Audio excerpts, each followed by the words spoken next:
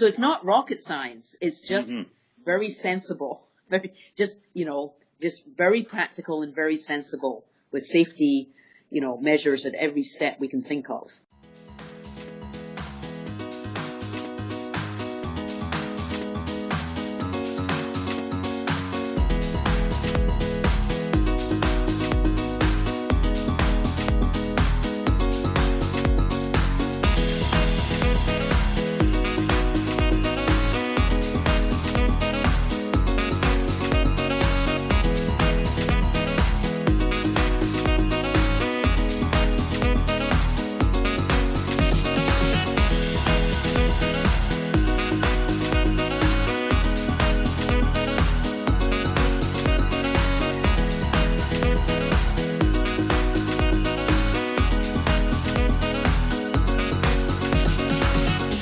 Sorry for Saying Sorry Media presents the PER Podcast, the best podcast for feline medicine and surgery with tips, tricks, and updates for the entire veterinary professional healthcare team.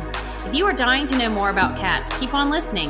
Here are your hosts, Dr. Susan Little, famous cat vet and author of multiple textbooks, and Dr. Sheilah Roberston, talented surgeon and social media geek.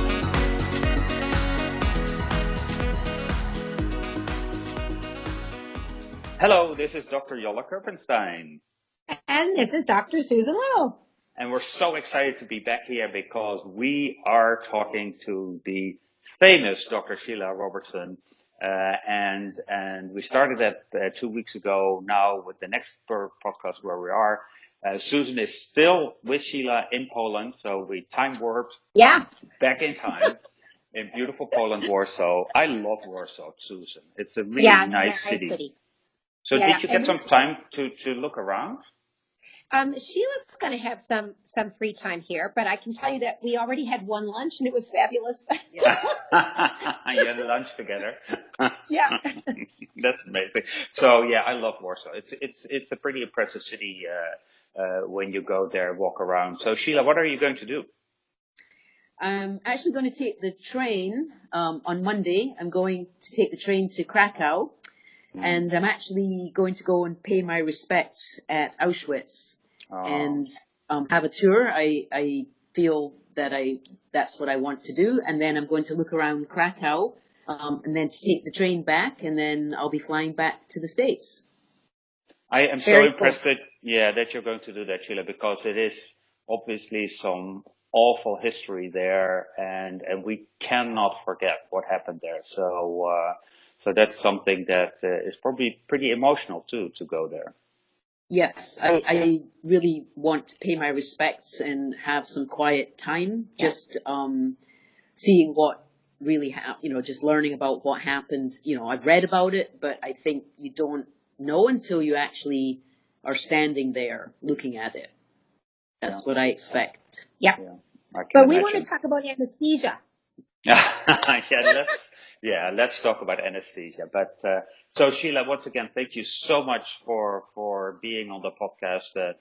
We have been looking forward to this for a long time. Susan and I were like, okay, you and her and Sheilah will be together, so we need to catch her and talk to her. So very excited to have you there. And I think when we finished the last podcast, Susan was dying to ask a new question. So Susan. Yay! Yeah. So when we left the last podcast, we had been talking about the, pre-anesthetic preparation. So we talked about the calm environment, the low stress techniques that we could use and why it's important. And we talked a little bit about the examination, when we need blood work, when we might not need blood work. And out of that made me think about one of the problems that as a feline specialist, and certainly for you in anesthesia, is a big one, and that's cardiac disease. So we know from some recent studies, a couple of large studies, that at least subclinical cardiac disease is, and mainly hypertrophic cardiomyopathy, pretty common in cats. Hard to tell looking at a cat if they have it or not, and yet it's going to could influence what happens under anesthesia, and it certainly may have a lot to do with what fluid rates we use. So I'd just like you to talk a little bit more about that, and like what in practicality, like what can we do to minimize that risk? Yeah. So I think people need to realize that although it might be subclinical, probably 1 out of every 5 cats you just look at quite likely has underlying, even if it is subclinical, heart disease. And that's a really scary statistic. So 1 in 5 is 20%. Yeah. And you don't know who it is. And even on the best clinical exam, you may not be able to know which cat that is. Because you can have disease without a murmur. Correct. That's really important, right? Correct. Yep. You can have heart disease. A cat can have heart disease without a murmur. And a murmur might mean nothing in a cat when you work it up. So I think that when they have HCM, even if it's subclinical, anesthesia and the whole surrounding events around anesthesia can be the tipping point where it can all go very wrong. So first of all, the stress, and we've talked about decreasing the stress, because obviously a cat with subclinical heart disease that has a big rush of, catecholamines, that is not, those two don't go well together, and hypertension. And then the other thing is if these cats have, fairly serious changes in their heart function, and in the past we've been giving, quite high fluid rates. And if we just look at the blood volume of a cat versus a dog, it's very, very different. So the blood volume, on a mils per kilogram basis or percent of body weight is much, much smaller in cats. So we should never have been giving them the same fluid rate as dogs. And the other thing is, even in dogs, nobody, when we started looking at, when they did the fluid guidelines, the biggest question was, where did those guidelines ever come from? Who just made up this number, 10 mils? Where's 10 mils per kilo per hour come from? And there's very, very little evidence-based, to support that fluid rate. So with, critical thinking and looking at the difference between the dog and the cat, what we're recommending now is that the cat, you consider starting at between 3 and 5 mils per kilo per hour. So we're talking much smaller volumes than people have been giving. And so perhaps the stress plus too high a fluid rate in cats with subclinical heart disease then led to maybe a problem. I mean, it's hard to say cause and effect. What would be really nice to see is if everybody adopts these new low stress plus decreased fluid rates, if the next time we do a survey, we have a much lower mortality rate in cats. And that's what I would, that would be the way scientifically to see if our, intuition and guidelines have made a difference. Yeah. So I think that's just really, really important. And I will be honest, there are certain cases, if they're going to be very, very short procedures or not likely to be much fluid loss or blood loss, I will certainly have a catheter in for emergency care. But, maybe not even if they're coming in euvolemic and they're not dehydrated, they may not even actually require fluids for a 20-minute diagnostic procedure. So I think we're thinking about it very, very differently, and that they are unique. And just, every time you look at any cat that you're working on, it could be that one. Could be that cat. Yeah, it could be the one. The other 4 you did that day are good, but this is the one. It's a big change because you and I have been veterinarians a long time. And probably like me, when you went to school, we were talking about fluid rates for like 10 to 15 mils per kilo. And then for a while it was lower than that. We were down around like maybe 5, and so it's really come down over time. And it's really been interesting to me to see that we didn't necessarily have a lot of evidence for those earlier numbers. And we've become much more conservative about rates. So just one quick follow-up question. If I have a patient, because I have many, that I know have hypertrophic cardiomyopathy, they've had an echocardiogram, for example, but they're stable, right? So if I know I have a patient and he needs dentistry, so not so much talking about the drugs, but let's stick with the fluids for a minute. So I do want IV access. Let's say he needs a fairly long dentistry. Would you be even more conservative on a fluid rate? I would be, so the one thing we also talk about is that, the 3 to 5 is mils per kilo per hour is a starting rate. But if you're doing a 4 or 5 hour dentistry, you would lower your rate each hour or even sooner if everything is stable. Blood pressure is good, obviously with a dental, the cat's all wrapped up. There isn't actually a lot of evaporative losses. It's not like a wide open abdomen with all the intestines being looked at and evaporated. So they're not actually, and they don't tend to bleed a lot from dental procedures. So they're not actually losing a lot. I mean, there are some respiratory losses, but they are, very, very small, fluid losses overall. So I would be very conservative. Yeah. And then it's not just that, it's like, ideally, because we're talking about these tiny volumes, and so, we might be talking in a small cat, 3 kilogram cat, 9 mils an hour. And so for me, that means, doing it accurately. So a syringe pump would be ideal.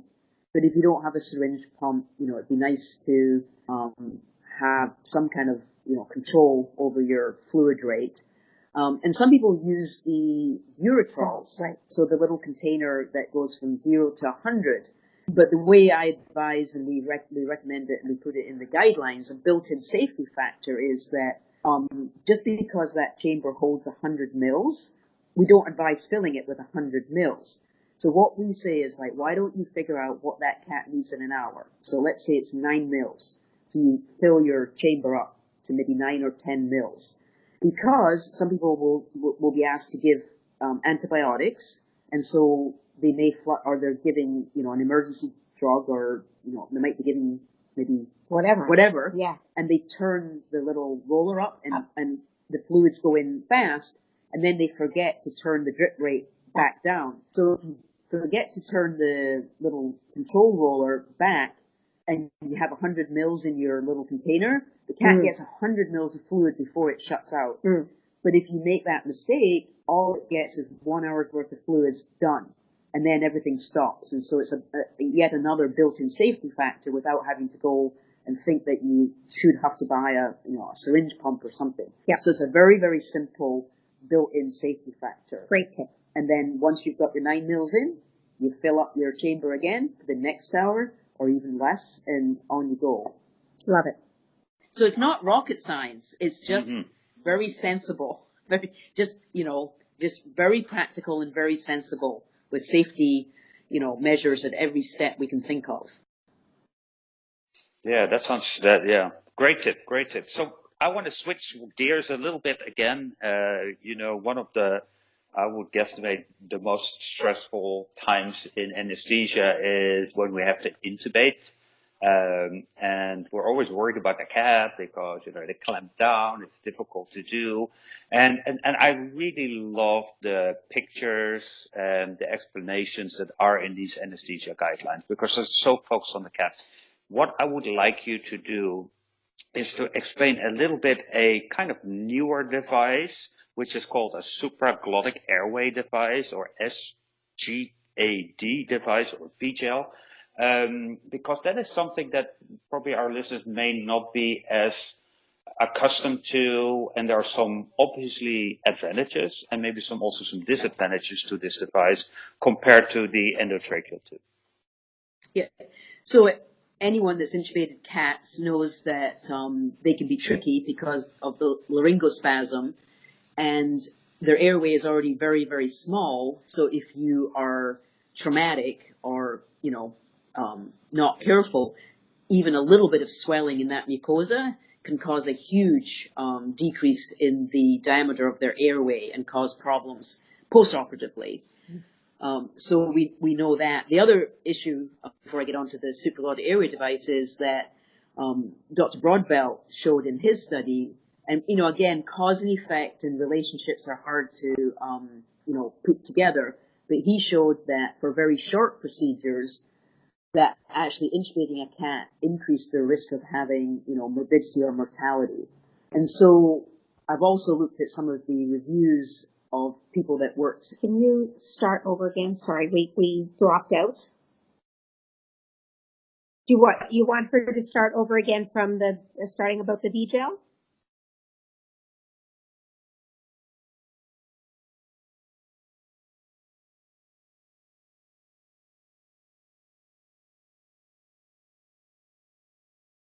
Sorry, I was on mute. So, yeah, I heard the first 3 lines and then it stopped and then now we're back. So if we can do this part, Yep. just the answer over, that would be great.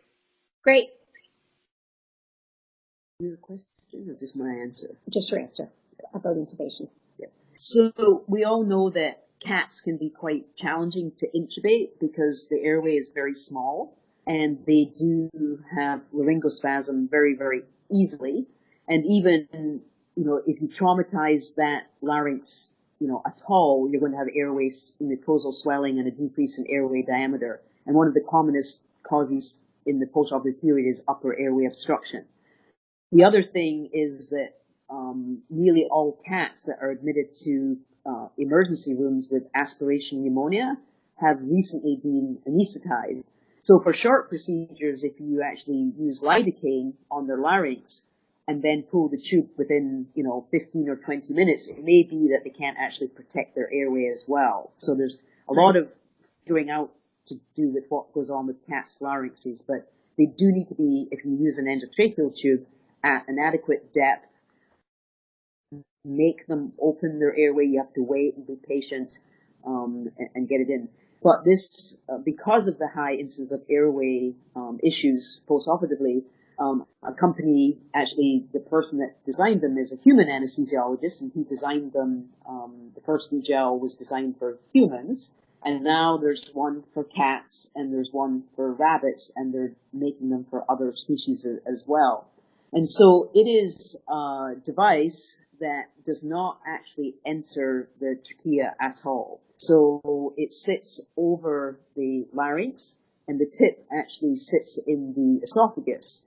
So you actually have a seal over the airway. So you're not actually entering, you're not passing through the arytenoids, and you're not going into the sensitive lining of the trachea where all the cilia are.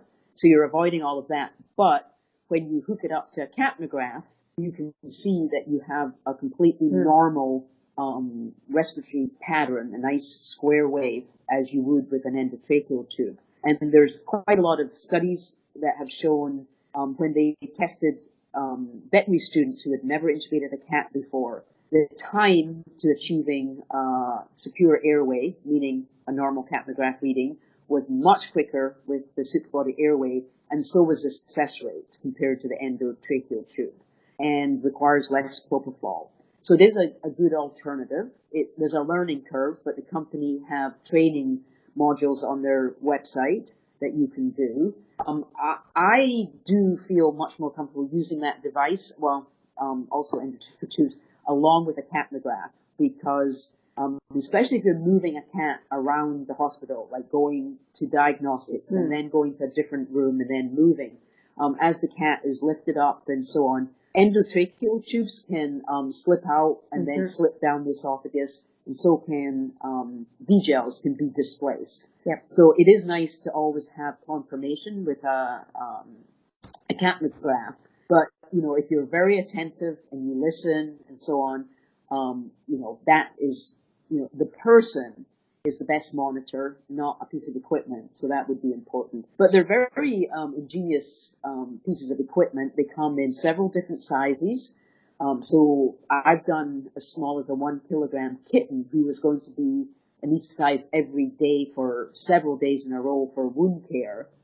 And there is evidence that they don't cough when you take it out. They eat sooner. So maybe we have been causing sore throats in the past. So I think there's a lot still to learn about them and the learning curve.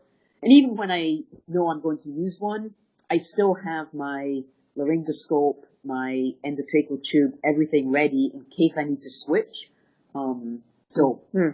But I think they're very well thought out devices, and they're designed specifically for the cat. It's not a human neonatal baby piece of equipment that is just getting used in cats. They designed it based on the cat's anatomy. And the prototype, I don't know how many prototypes they had, but they worked really hard to get it right. They're an amazing company. It's a Docs Innovent is the company in the UK. Yep. So I can attest because we use them for some patients in our practice. And I do think they're quite revolutionary. Yep, and they're very willing to train a group of people. and their website now has lots of training on Videos. on video airways for, well, rabbits and cats. Yeah. So, yeah, so that's before, sorry, Susan, I know that you were next, but I have one more question, and that's what I want to stress. You just said it at the end. You can also use it for rabbits and for the smaller type animals. So it's not only for cats, because I remember that most of the rabbits that we did, we used this technique on too. Yes, but it's not the cat V-gel. There's a specific, it's a very specific. So the cat ones all come in a lovely purple color, and the one for the rabbit is designed to fit the rabbit anatomy, and they're completely different and different sizes, and they're green. So there is two different sets. They're not transferable between cats and rabbits. Right. Exactly. Okay. Great. So I want to follow up a little bit about something that you mentioned actually back in part one of this, when we were talking about the multifactorial reasons why cats have higher morbidity and mortality than even healthy cats, than dogs do under anesthesia. And so one of the things you mentioned was hypothermia. So, that's tied to small body size. It's tied to a bunch of things. But I just wanted to talk a little bit about the importance of trying to avoid cats getting cold in the first place. And what we can do, even things like pre-warming patients, which I think is not always something that we think about. Yeah. So clearly they are so small, so their surface area to body weight ratio is, very different from, there are some dogs the same size as cats, and they're prone to that too. Right. But overall, cats as a species are more likely to get hypothermic. And we know that, first of all, for a surgeon, that's never good, because when they're cold, they bleed, because the whole clotting system is defective and delayed. So we have that, immunosuppression, there's all sorts of things. Less anesthetic is required, but yet if we don't adjust our vaporizer, we're overdosing them. Poor recovery. And then what we find is that there's very good data that's been published showing the time to extubation and sitting up is very prolonged if they come out of surgery cold. So that takes, that is adding time, which is never good. And obviously personnel time as well. And then people actually, if they're asked what was the most unpleasant part about waking up from anesthesia, everyone assumes that they would say pain, but it's actually often feeling cold or feeling nauseous. And shivering. It's very, very unpleasant. And then shivering uses up or requires a lot more oxygen.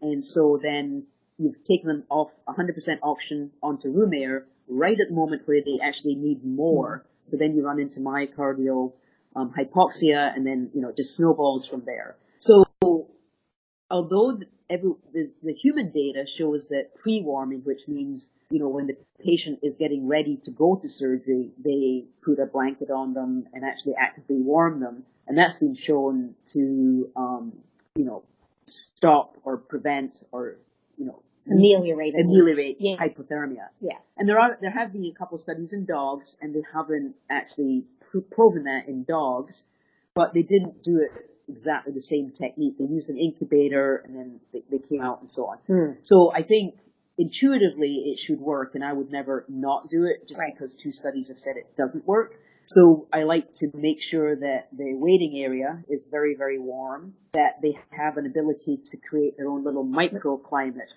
So cats like a place to hide for stress. So if you give them a little box to hide in, inside that box is a lovely warm little, with a fleece blanket, they're keeping themselves warm. And the other thing people forget is it's not when you start anesthesia, they start losing body heat. The minute you sedate them.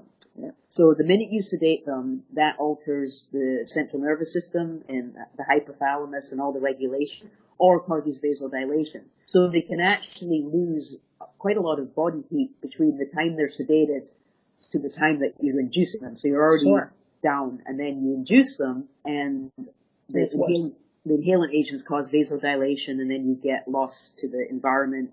So keeping them warm, giving them a little box, create their own microclimate, always have towels and blankets underneath them at all times.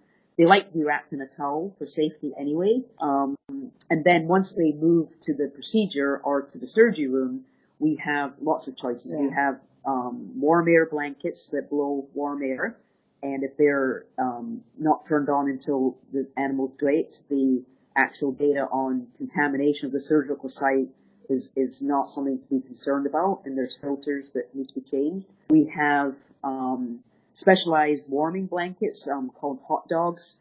So we have those, and then we have the circulating water blankets as well. And the only thing that we are adamant that nobody uses because they're dangerous are electric blankets. I've seen heating pads, things like that. Yeah. So sort of warm gloves filled with water, like rubber gloves filled with water and put in a microwave. No. Yeah. Those rice sacks and socks, the hot water bottles, those types of things can cause serious burns. Electric blankets can as well. So we definitely do not recommend you use any of those things. Mm-hmm. Too focal, right? It's too much like skin contact. They're very focal. Skin contact. And obviously when they're asleep, if they overheat, they can't move. They can't move. Yeah. And if we're using vasoconstrictors, you don't have the ability to take the heat away from that focal site. Yes. And some of the burns can be quite horrendous from using the wrong type. And the bags of hot water, the old IV fluid bags that are hot, it can cause a burn, and then after an hour, they're actually colder than the cat, so they actually draw heat out of the animal, so they're not useful. And when they get burns, then you have to go back to the surgeon and you have to anesthetize them again. So we're back to zero. So, we want to save our patients. We want to know. keep them from the surgeons.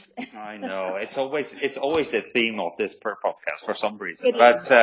So we have about 8 minutes left. Okay. And I would like to focus a little bit on recovery too, because I think that's a really, really important thing. What I also love about these guidelines, and I've said it so many times already that I should be kind of you should use me for commercials for these guidelines. But I think the algorithms that you made are just mind-blowing here. And I love algorithms. I'm kind of a statistics guy, so I love simple questions, yes or no, and what do you do then? And so maybe this is the introduction to our recovery part, the last couple of minutes of our podcast. And one of the algorithms is calling out troubleshooting dysphoria. So first tell me what dysphoria is, and second, what role does it play in the recovery process, and why is not only the pre-work, the anesthesia itself, but then post-anesthesia, that period is so important? Yeah, so we mentioned last week that the time where cats get themselves in trouble, so 61%, according to the large David Broadbelt study, 61% of deaths occur in the first 3 hours after the anesthesia, the vaporizer's off, and in theory, procedure's done. That's where we get in trouble. And so I'm going to give a shout out to Jennifer Sager, the specialized technician nurse that we had on the committee. She actually created that algorithm. All the algorithms have hours and hours and hours of testing them out, showing them to people, retesting them, making sure we didn't end at a dead end anywhere. Yeah. But Jennifer worked on that one. So dysphoria is when the cat, is starting to wake up, and it's clear they're taking out either the V-gel or the endotracheal tube, and then, for want of a better word, they go crazy. They go ballistic. So they start flopping around. So first of all, they can injure themselves. They can injure personnel. They can pull out their IV line, or they can disrupt the room, disrupt the surgery that's just been done. So, we often don't know what the actual cause is, and sometimes, you need to do something about right away to figure out what's going on. A lot of people used to blame opioids, and we really don't think that opioids are a high cause of this dysphoric wake up. Usually, so it can be pain, and it's in the algorithm, pain, a very sudden, abrupt arousal in a very noisy, brightly lit room. That would be good. So we advise, that you take them away somewhere nice and quiet and actually have a nice, gentle, slow, comfortable wake up. My advice is to always keep them wrapped up, because if they do start struggling, you can control them and control the situation. And then we have the troubleshooting, is it this, is it that, reassess. And then we have some suggestions for sedating, so you can buy yourself some time and reassess and then go through the algorithm again. So we're hoping that people, because the algorithms can be printed off independently, that people, print them off, and so the recovery area would have those algorithms like posted on the cat's cage, so people could, know what to do at that point. And it's right at hand. It's quick. Right at hand. I love that idea. And it's quick. Yeah.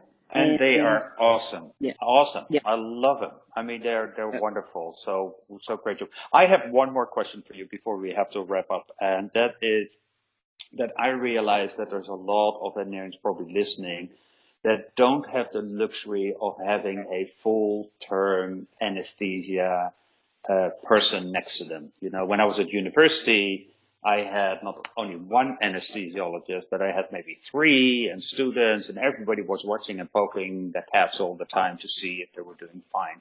So what would be your advice for people like that? Fire your receptionist and get an anesthesiologist in the house, or what can they do? Yeah. So my entire life, although I am an anesthesiologist, in the very, very busy clinical practices that I've worked in, when there's 30 cases going a day, I'm clearly not the person doing every anesthetic. So your wing people are your technicians and nurses, and they are worth their weight in gold. Yeah. I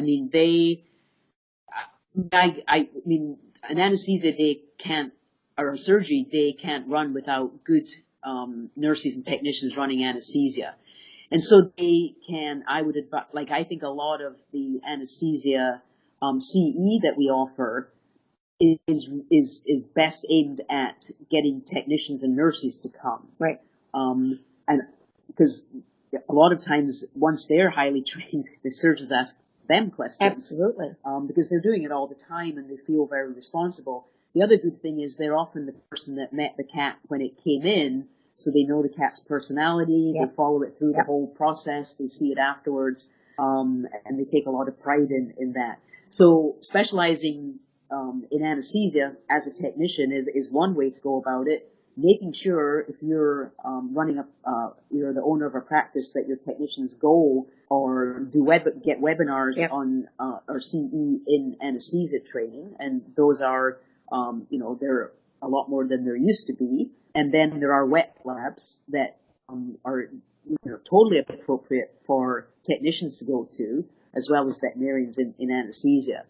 So I think, and then there's Facebook groups that anesthesia technicians have formed on their own, very, very interactive, and they have their own specialty group as well. A lot of good technician and nurse journals that actually have great anesthesia articles. I mean, they're at a very high level. But aiming at your wing people, who are your nurses and technicians, to keep anesthesia running smoothly, doing a good job, and getting the day, there's not delays in your surgical schedule.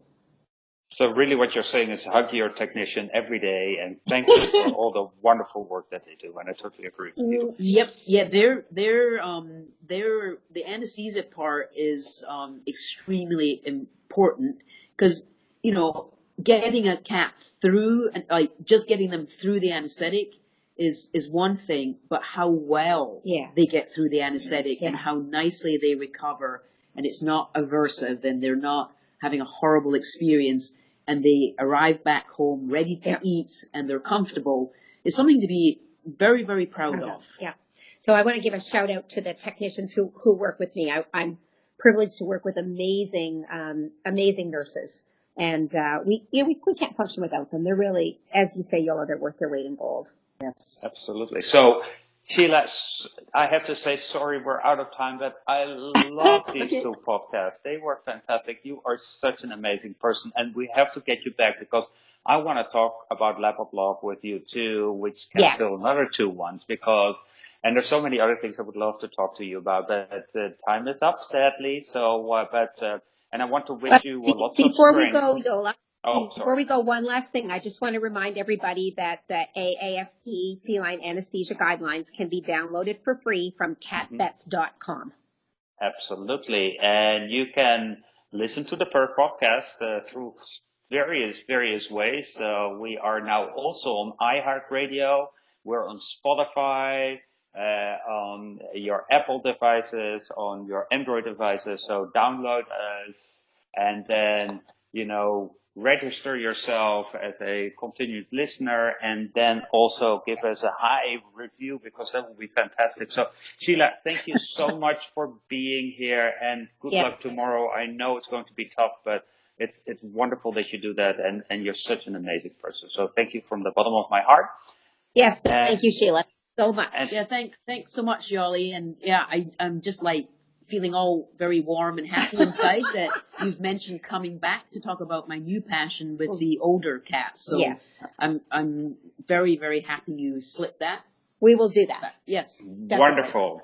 So thank you, Susan, for being in Poland and giving wonderful lectures together and being on the podcast. And Yola, thank you, because probably what people don't know is that Yola is like the technical guy for all of this. All I have to do is talk. but Yola runs the technology. So thank you. That's your strength, talking. Very good. All right. Okay. Thank you both. Talk to you later. Bye-bye.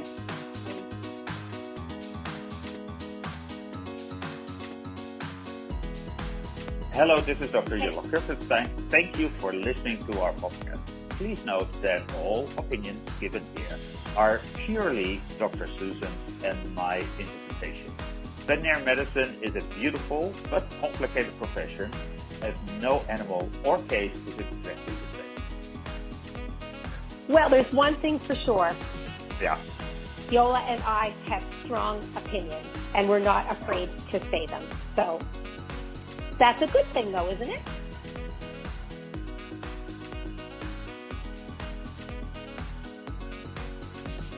Dr. Susan Little is a feline medicine specialist with 2 cat-only hospitals in Ottawa, Canada. She is best known as an international speaker and as the author and editor of 2 textbooks, The Cat Clinical Medicine and Management and August's Consultations in Feline Internal Medicine. Along with 3 cats, she also admits to owning 2 dogs. You can follow her on social media with the handle @CatVetSusan. Dr. Yola Kerpenstein is a diplomat of the American and European College of Veterinary Surgeons and a big cat fan. His specialties range from surgical oncology and reconstruction to minimally invasive surgery. He is the author of 2 textbooks on basic and reconstructive surgery. Did you know he was allergic to cats?